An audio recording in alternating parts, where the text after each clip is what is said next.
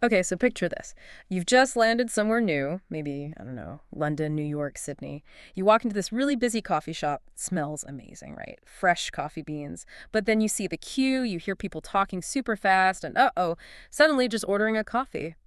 It feels, well, kind of like a linguistic minefield. What do you even say? How do you ask politely? You don't want to sound awkward or worse, rude.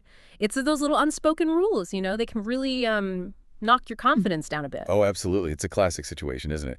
Something totally normal in your own language just becomes this hurdle. And it's not really just about the coffee itself. It's about feeling like you belong, feeling capable in that new place, owning the moment. Exactly. And that is precisely why today we're doing a deep dive into this really great English language learning guide.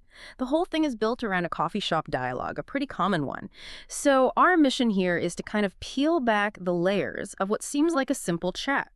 We want to figure out not just what words to use, but how to say them politely, clearly, and why those specific phrases actually matter. Because, yeah, it's about coffee, but it's also about understanding everyday English interactions better. It's a shortcut, really, to feeling well informed. Yeah, and what's really useful about this particular source is how practical it is. Very hands-on. It gives you this real-world dialogue first. Then it carefully breaks down the important bits, the vocabulary, the grammar points, Hmm. step by step, like building blocks for communication almost. Okay, right. Let's get into it then. So, the source introduces two people: Sarah, she's the customer, and Tom, the barista. Their chat is basically our roadmap here for understanding how to be polite and, effective in this situation. By taking apart what they say, you listening will get some really immediate practical tips. Things you can use right away: how to ask for what you want confidently, understand those typical barista questions, and just get through the whole thing from hello to paying. The idea is you'll feel much more prepared, not just for getting coffee, but lots of similar situations too. Okay, so let's jump right in. Tom, the barista, he starts things off. He says, "Good morning. What can I get for you today?" Ah, yeah, that's like the classic opener, isn't it? It's friendly, it's open, it's not just hi, it's an invitation for Sarah to say what she wants. I'm curious, though, why is what can I get for you considered so polite compared to something more direct, maybe? That's a really good point. So think about if he just said, "What do you want?" That sounds kind of blunt, maybe even demanding. But what can I get for you? Uses the modal verb can. Hmm. Mm. And that little word subtly changes things. It frames it as an offer of service, like he's Hmm. there to help you. It puts the focus on his ability to serve, not just your desire, which feels, well, more welcoming, more deferential. Yeah, yeah, that totally makes sense. That's a good vibe from the start. Okay, so then Sarah replies. She says, "Hi, I'd like a medium latte, please." Hmm. And the source highlights "I'd like," that contraction for "I would like" as being polite instead of "I want." Hmm. Can you maybe elaborate on why that's such an important difference in English? Yes, definitely. Look, I want isn't wrong grammatically, but in service situations especially, it can sound quite forceful, almost like an order "I'd like" uses that conditional would, and that just softens the whole request. It's expressing what you desire, but in a less demanding way. It kind of implicitly gives the other person Yeah. space, Yeah. to fulfill the request. So it just feels much more polite, less presumptuous. And of course, adding please on the end, that seems small, but honestly, it's fundamental for politeness in English. Shows respect. It really is those small word choices, isn't it? They make such a difference in how you come across. Okay, so Tom then asks, "Sure, would you like any flavor with that vanilla caramel?" So here he's using "would you like." That's another key phrase, right? For offering things politely. Exactly. It parallels I'd like. It uses the same conditional would, but now from the person offering. It's an open question, gives the customer options, suggests things without being pushy. It invites them to choose rather than demanding an answer. Good customer service, basically, Mm-hmm. shows flexibility. Right. And Sarah thinks for a sec, then says, "I'll take caramel, please." So she makes her choice, nice and clear. And again, there's that crucial please. It just shows how even in a quick back and forth, using those polite words consistently keeps the interaction positive. It absolutely does. So Tom moves things along efficiently. Great. Anything to eat. Nice and concise. A simple prompt for anything extra. And Sarah's reply is just as direct. Yes, a blueberry muffin. Clear. Gets straight to the point now the main drink is sorted. Okay, so the order's placed. Medium caramel latte, blueberry muffin. Tom confirms. All right, that's one medium caramel latte and one muffin. And then he asks something that, yeah, I can see how this might trip up learners. For here or to go, it sounds really short. This is a perfect example of what linguists call an elliptical phrase. Basically, words are left out because the context makes the meaning obvious. It's short for something like, Are you planning to drink this coffee for here, or are you taking it to go? But in fast, everyday speech, we drop words all the time to be efficient. Just recognizing these common shortened phrases, these ellipses, can make a huge difference for understanding and sounding natural yourself. Oh, interesting. That's a great insight. It explains why it sounds so, like, clipped, but everyone understands it. And Sarah's answer is equally brief. To go, please. Direct, polite, done. Then Tom says, no problem. That'll be $6.75. Moving to the payment part. Right. And Sarah hands over the money saying, here you go. Super common phrase. Informal, but perfectly polite when you're giving something to someone. Money, an item, whatever. It's like the conversational version of here it is. Yeah, it all wraps up very smoothly, Tom. Thank you. Your order will be ready in a few minutes, Sarah. Thanks so much. Right? That so much adds a bit of extra warmth, doesn't it? Cements the positive feeling. This whole conversation, it seems simple on the surface, but it really does show the grammar of polite requests, especially using would like and can. Exactly. And when you break it down like this, you see that these phrases, I would like a latte, maybe can I have a muffin? They're not just random polite words. They fit into this larger pattern of indirectness that's really quite typical for English, especially British and American English. Even can I have, which is maybe a tiny bit more direct than I'd like, is still very standard and polite. It uses can to ask about possibility, not just stated demand. It all links back to a sort of cultural preference for respectful, less imposing communication. Yeah, it really shines a light on the sort of hidden structure of natural conversation. So this deep dive, it's shown us that getting these specific phrases right, Tom's, what can I get for you? Sarah's, to go, please. It's not just about getting your coffee order correct. It's really about building genuine confidence for real life English communication, making those everyday chats feel more intuitive, more natural, understanding the why behind what you're saying, and connecting it to the bigger picture for you, the listener. Understanding these small details, these patterns, that's what helps avoid that feeling of just being overwhelmed by information. It leads to those little aha moments. We've covered the key phrases, asking for things, offering things, clarifying things like for here, to go, all that.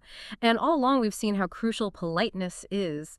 Simple words like please, thank you, but also those slightly trickier bits like modal verbs and elliptical phrases. So, okay, what does this really mean for you listening? If getting comfortable with ordering coffee, understanding those subtle politeness cues, those shortened phrases, if that can give you such a boost in confidence and clarity, well, maybe think about this. What other small, everyday interactions might be holding the keys to unlocking even bigger improvements in your fluency, in making connections? How do these ways of asking politely, structuring conversations, how do they apply beyond the coffee shop? Asking for directions, maybe even talking to your boss, the coffee shop. It might just be the perfect practice ground. Okay, so have you ever found yourself totally turned around in a new place, like maybe a big city you don't know, or even just a different neighborhood, Oh, definitely. and suddenly you realize you have like no clue where you're going, or worse, you really need to find something specific, like a restroom, quick. Yeah, and there's that sort of language barrier feeling, even if it's just about asking a simple question. Exactly, that Mm. moment, that feeling of being a bit lost. Mm-hmm. It's pretty universal, I think. So today, that's what we're digging into. We're doing a deep dive into the practical English phrases you need. The ones for asking for directions. And giving them too. Getting you confident with navigating those moments. Right.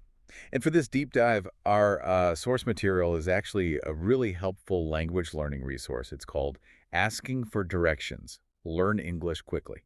Sounds perfect. Yeah, and our mission basically is to pull out the most, essential phrases, but also the kind of communication strategies behind them. So you can feel confident finding your way or, helping someone else out pretty much anywhere English is spoken. Okay, let's get into it then. The source jumps right in with a practical dialogue. You've got James, he's a bit lost, and he says, "Excuse me, can you help me? I'm looking for the train station." Now, that opener, "Excuse me, can you help me?" Why is that so, effective everywhere? Well, it's fascinating, isn't it? It's polite, obviously, but it's more than that. It acts as this kind of universal pre-request signal. A pre-request. Yeah, it sort of primes the listener. It tells them you're about to ask for something, likely help, and that just it hugely increases your chances of getting a good response. Right, sets a helpful tone from the start. Exactly, a collaborative tone, and then the dialogue, it just flows, and it replies, go straight ahead, then turn left at the traffic light. Okay, boom. 2 core phrases right there. Straight away. Go straight ahead and then turn left or turn right. Yeah. These are, the absolute building blocks for telling someone how to get somewhere. The bedrock, yeah. And the source points out something important, too, using specific landmarks, like traffic light. Mm-hmm. A visual cue. Yeah, something everyone recognizes, right? Much better than saying, like, the big blue building, which might not be obvious. Exactly. So James then asks, is it near the post office? And Anna says, yes, it's right next to it. Ah, next to another key one. Right. So you're not just giving directions in terms of movement, like go or turn, but also location relative to other things, fixed points. Which makes it much easier to picture mentally. It's a cognitive shortcut, really. Precisely. And the source also mentions nearby, just that general sense of closeness. What's really insightful, I think, is how these simple words combine. Yeah. They form these clear instructions that simplify what could be a really confusing environment. And, while the source is super practical, it also subtly reinforces grammar. How so? Well, like asking, is there a cafe nearby for one specific thing versus, are there any banks on this street if you're looking for options? Ah, the singular versus plural. Got it. It just shows how even these basic, essential questions rely on those fundamental grammar structures we learn. It really does drive home that this isn't just, tourist stuff. These are phrases for everyday life, everyday communication. The source gives another example, all right? Yeah.